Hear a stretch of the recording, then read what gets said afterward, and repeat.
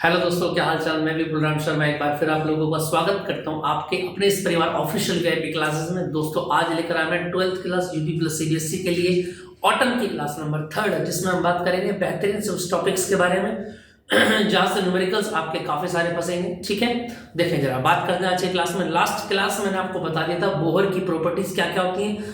3 postulates of Bohr मैंने आपको complete करा दिए थे, बोहर की थ्योरी आपको करा दी थी। इसके साथ साथ हमने हाइड्रोजन के फर्स्ट ऑर्बिट की रेडियस आर को भी निकाल दिया था।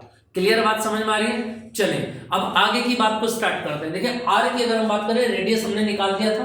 अब रेडियस के अकॉर्डिंग ही बहुत सारी चीजें यहां पर हमसे पूछी जाएंगी। देखिए क्या क्या करके पूछी जाएंगी, ध्यान देंगे आप। सबसे पहला पॉइंट आ जाता है हमारा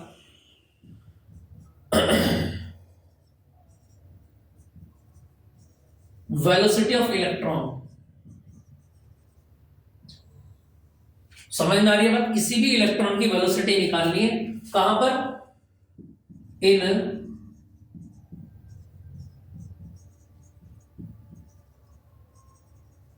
बोहर्स स्टेशनरी ऑर्बिट। आ रही है नहीं आ रही है? बस समझ, बोहर के स्टेशनरी ऑर्बिट जो है उसमें वेलोसिटी आपको फाइंड करनी है। क्लियर बात समझ में आ रही है? यहां तक की बात समझ में आ रही है? चलो वेलोसिटी के साथ साथ इसमें काइनेटिक भी पूछा है। चलो पहले वेलोसिटी देख लेते हैं कितना आता है। क्लियर बात समझ में आ रही है? देखिए जरा अगर मैं बात करूं, क्या इसमें थ्योरी नहीं है, बस आपको चीजें लिखती जानी है। बाय बोहर्स थ्योरी, और बोहर्स की थ्योरी के अकॉर्डिंग अगर मैं बात करूं तो मुझको एक बात पता है कि mvr इक्वल टू कितना होता है? n इंटू एच अपॉन 2 पाई के इक्वल होता है। ये होता है या नहीं होता है? बताना जल्दी से। इतनी बात होती है। यहां से v को निकालते हैं आप तो कितना बन जाएगा ये बताना जरा। बोलो n इंटू एच अपॉन 2 पाई तो पहले सही है, और अपॉन में क्या चला जाएगा? m इंटू आर चला जाएगा। यहां तक की बात, कोई दिक्कत किसी को? n इंटू एच अपॉन 2 पाई m। अब देखो r हमने रेडियस निकाली थी वहां पर, और कितनी निकाली थी उसको रख देंगे यहाँ पर। r equal to epsilon not n square h square, और अपॉन में क्या था बोलो उसको ऊपर लिख दो, पाई m z स्क्वायर। यही तो था भाई। r की वैल्यू जो हमने नोट की थी वो कितनी थी? Epsilon not n square h square pi m z square. इसी बात को हमने यहाँ पर रखा है। ऊपर वाली वैल्यू यहाँ पर आ गई और नीचे वाली ऊपर चली गई। क्लियर बात समझ में आ गई? इसको थोड़ा सा ठीक कर लें। v इक्वल टू कितना आ जाएगा बताना जरा। क्या क्या कैंसिल आउट हो रहा है? पाई एम से पाई एम गया तो ऊपर क्या क्या बच गया बताना जरा। अच्छा n से भी n चला गया और h से भी h चला गया, तो क्या बच गया ऊपर? z square upon 2 epsilon not n into h, और ये क्या बन गया आपका? वेलोसिटी बन गया। समझ में आ रही है बात? इसके बाद नेक्स्ट पॉइंट आता है आपका काइनेटिक एनर्जी। अब देखते रहना, सारी चीजें आपस में जुड़ी हुई होगी। काइनेटिक एनर्जी ऑफ इलेक्ट्रॉन, इसको लिखना इन बोहर्स ऑर्बिट। समझ में आ रही है बात या नहीं आ रही? अब बोहर के ऑर्बिट की अगर मैं बात करूं तो देखना जरा काइनेटिक एनर्जी कितनी होती है। देखो we know that k equal to कितना होता है? Half mv square. ठीक है, k इक्वल टू हाफ। बोलो जरा ऊपर से कितना आया? v की वैल्यू रखो यहाँ पर। v का वैल्यू जब रखोगे तो कितना बन जाएगा? डायरेक्ट लिखो भाई। जब वैल्यू रखोगे आप v का तो ऐसे कितना बन जाएगा बोलो? ऊपर से स्क्वायर भी है z स्क्वायर, और z का तो स्क्वायर हो गया, e की पावर हो गई 4। नीचे बोलो 2 टू 4 एप्सिलॉन नॉट का स्क्वायर n स्क्वायर और h स्क्वायर। यानी यहां से कितना आ गया आपका? k इक्वल टू बताना जरा m z स्क्वायर e की पावर 4, और अपॉन में कितना आ गया बताना जरा। यहां से 4 टू 8 हो गया, एप्सिलॉन नॉट का स्क्वायर हो गया, n स्क्वायर हो गया और h स्क्वायर हो गया। यही आ गया आपका क्या? Kinetic energy. यहां तक किसी को कोई दिक्कत हो तो बताएं जल्दी। चलिए दोस्तों आगे की बात को स्टार्ट करते हैं। काइनेटिक एनर्जी हमारी कंप्लीट हो गई है। अब हम बात करते हैं पोटेंशियल एनर्जी के बारे में। ध्यान से देखेंगे आप, पोटेंशियल एनर्जी। ये बात किस किस के बीच में चल रही है ये बात ध्यान रखेंगे। एक पार्टिकल हमारा Ze है और दूसरा पार्टिकल ओनली इलेक्ट्रॉन। समझ में आ गया बात? जेड के बेस पर आप एटॉमिक नंबर रखेंगे, कोई भी यहाँ पर एटम आ जाएगा उसका एटॉमिक नंबर आप यहाँ पर ऐड कर देंगे। ठीक है, चलिए अब आगे की बात अगर हम करें तो ध्यान देंगे आप यहाँ से आगे। देखो पोटेंशियल एनर्जी कितना होता है? U इक्वल टू माइनस के 1/4 pi epsilon not Q1 Q2 upon R। इतनी बात क्लियर है? चलो इसको अगर मैं फाइंड करूंगा तो यहाँ से 1/4 पाई एप्सिलॉन नॉट आ जाएगा, और ये कितना है ZE इंटू ई, ठीक है, अपॉन में कितना है R। अब R की अगर मैं बात करूं तो R का फॉर्मूला मैंने आपको लिखा दिया था, समझ में आ रही है बात।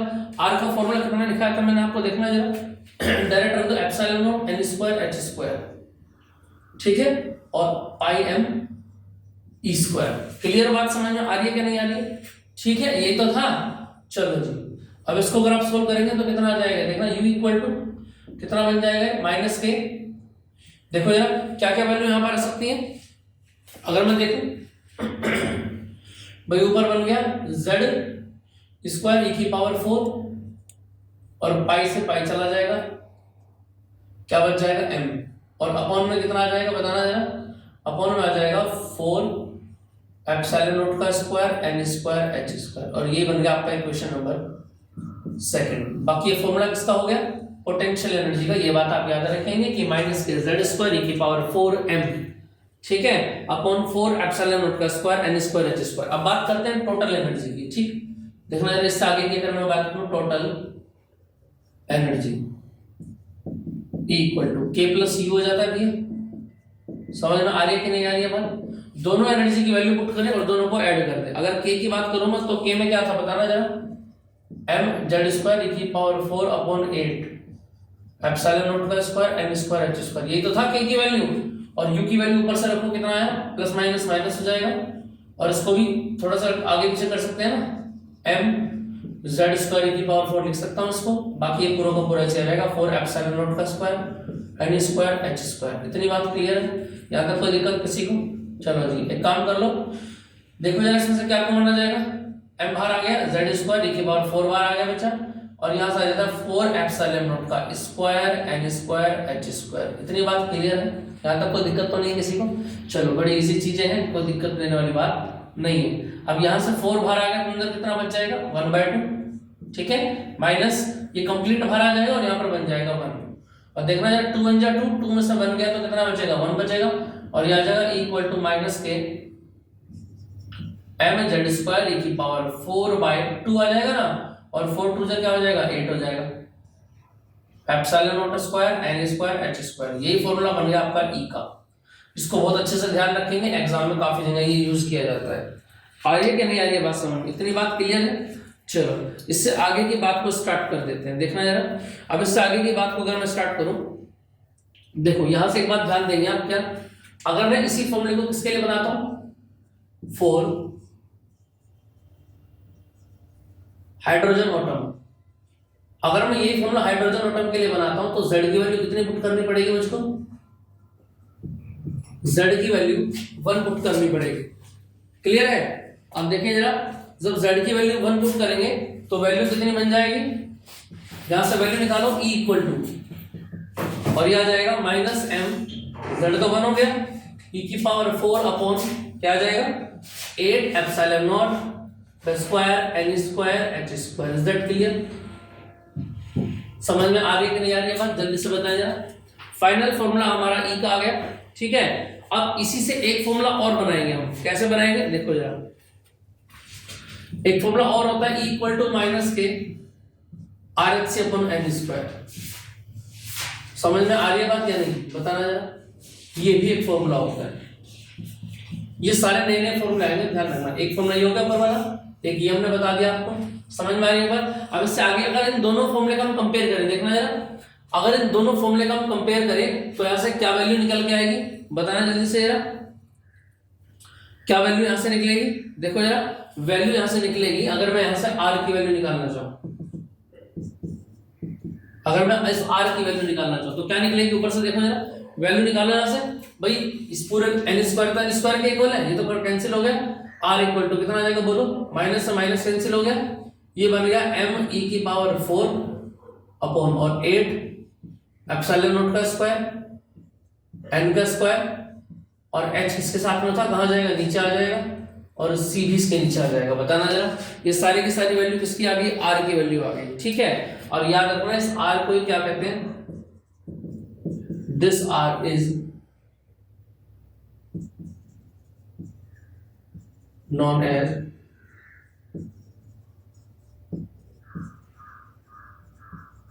इसको बोलते हैं रेबर कांस्टेंट, ठीक है, हिंदी में इसको रिडबर्ग बोला जाता है।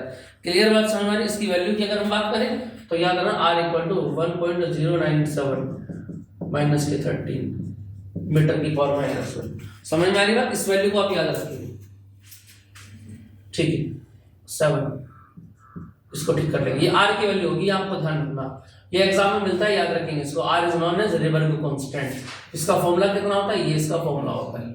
इसमें जब आप सारी वैल्यूज पुट कर देंगे, क्योंकि सारी चीजें कांस्टेंट है, m भी कांस्टेंट है 9.1 10 to the power minus 31, e भी कांस्टेंट है, एप्सिलॉन नॉट भी, n भी, h भी और c भी, सारी चीजें कांस्टेंट है ना। n तो आप एक ले सकते हैं, बाकी ये फॉर्मूला आ जाएगा, ठीक है। तो इसको जल्दी से नोट करें, आप जल्दी से नोट कर ले। इसके अलावा एक फॉर्मूला इसका और होता है, उसको भी आप नोट कर लेंगे। Energy of any orbit En equal to minus के 13.6 अपॉन n स्क्वायर इलेक्ट्रोवोल्ट। समझ में आ रही है कि नहीं आ रही बात? इलेक्ट्रोवोल्ट। क्लियर आ रही है बात समझ? ये भी फॉर्मूला किसका होता है? ई का ही ये फॉर्मूला होता है, इसको आप याद रखिए। चलें जल्दी से एक बार जल्दी से रिवाइज कर दें इसको पूरे को, फिर मैं इससे आगे की चीज आपको कराता हूँ, ठीक है। जल्दी इसको नोट कर लें आप। कितने फॉर्मूला मैंने आपको लिखा है? काइनेटिक एनर्जी का फॉर्मूला लिखाया था मैंने आपको भी, mz स्क्वायर e की पावर 4 अपॉन 8 एप्सिलॉन नॉट का square n square h square. उसके बाद किसका फॉर्मूला आ गया? u का फॉर्मूला आ गया, r की वैल्यू पुट करके। इसके बाद यहां से देखो जरा, e equal to k plus u आ गया, दोनों को दोनों उठा के ऐड कर दिया और e का फॉर्मूला आ गया। उसके बाद e का फॉर्मूला ही आ गया। एक फॉर्मूला और मैंने आपको बताया कि e इक्वल टू क्या होता है? माइनस के rhc अपॉन क्या होता है? n स्क्वायर होता है। ये यहां से r का एक फॉर्मूला और आ गया। ये फॉर्मूला आपको याद होने चाहिए, ध्यान रखना, न्यूमेरिकल इन्हीं से सोल्व होंगे बच्चा। तो r is known as Rydberg constant, इसकी वैल्यू हमने यहां पर लिख दी है। और यहां से एक फॉर्मूला और मैंने आपको बताया, n इक्वल टू माइनस के 13.6 अपॉन n स्क्वायर। क्लियर है? यहां तक कोई दिक्कत किसी को? चलो अब देखेंगे जरा।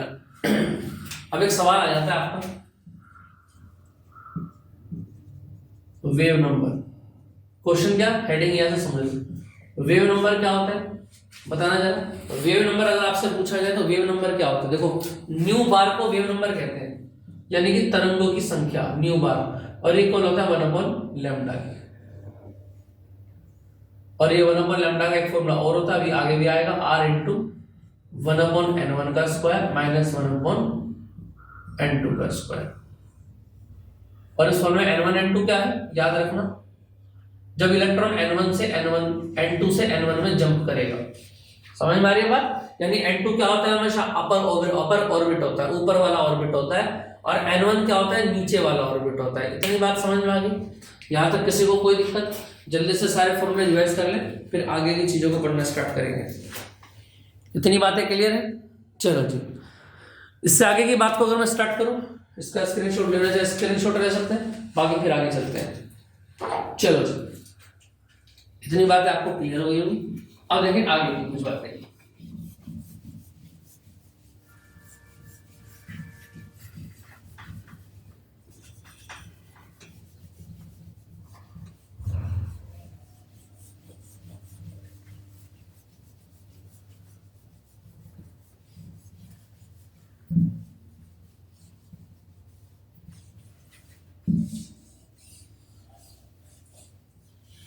चलो देखें जरा।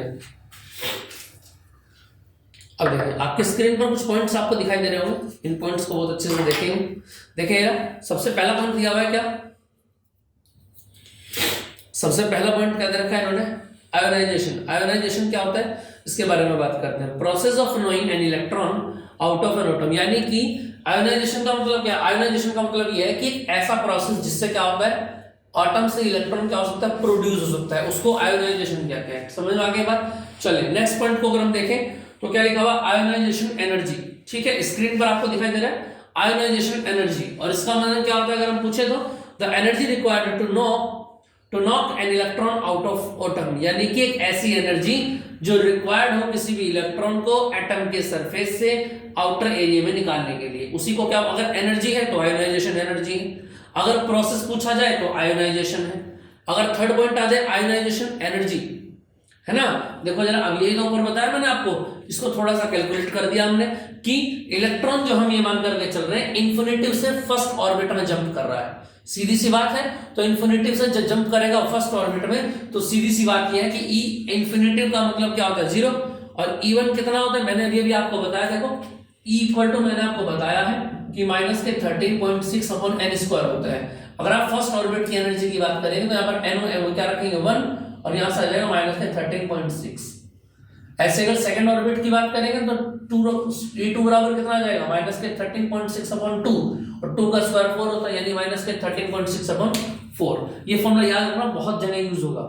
चलिए आगे देखिए जरा, आयोनाइजेशन पोटेंशियल, ये इंपॉर्टेंट है, यही एग्जाम में पूछा जाता है। क्या लिखा हुआ है, potential difference through which electron must be accelerated to knock an electron out of them, यानी एक ऐसा पोटेंशियल डिफरेंस जो इलेक्ट्रॉन को क्या कर दे, इलेक्ट्रॉन को मजबूर कर दे एक्सक्लेरेट होने के लिए।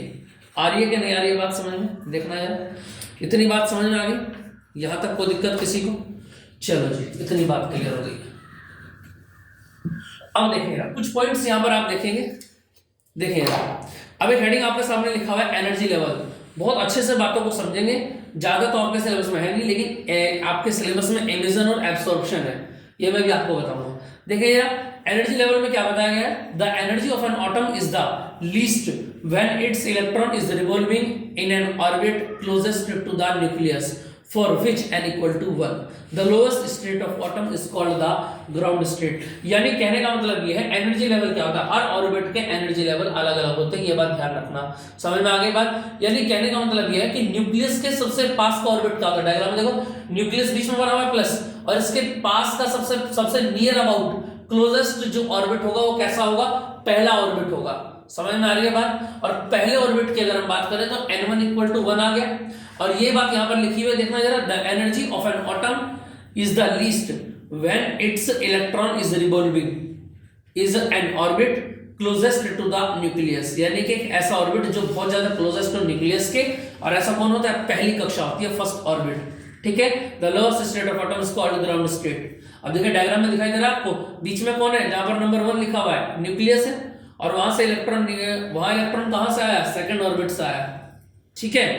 चलिए जरा अब देखिए आगे क्या लिखा हुआ, this state has lowest energy, this energy minus के 13.6, अभी आपको बता दिया एन की वैल्यू जब 1 रखेंगे तो कितना आ जाएगा, माइनस के 13.6 इलेक्ट्रोवोल्ट आ जाएगी एनर्जी, ठीक। चले जरा, therefore the minimum energy required to free an electron, यानी कम से कम एनर्जी जो रिक्वायर्ड हो इलेक्ट्रॉन को बाहर निकालने के लिए ग्राउंड स्टेट से, वो कितनी होनी चाहिए, याद रखेंगे आप, माइनस के 13.6 इलेक्ट्रोवोल्ट होनी चाहिए। डायग्राम में आपको दिखाई दे रहा है स्पेक्ट्रम के दो पहलू आपको यहाँ पर दिखाई दे रहे हैं, स्पेक्ट्रम के एक पहलू दिखाई दे रहा है आपको कौन सा, एमिशन, और एक पहलू दिखाई दे रहा है एब्सॉर्प्शन। दोनों को बहुत अच्छे से पढ़ेंगे, एमिशन के 2 टाइप होते हैं, ये भी मैं आपको बताऊंगा। क्लियर आगे बात समझ में? चलिए इससे आगे की बात को स्टार्ट करते हैं। देखिए एमिशन स्पेक्ट्रम पर आ जाते हैं।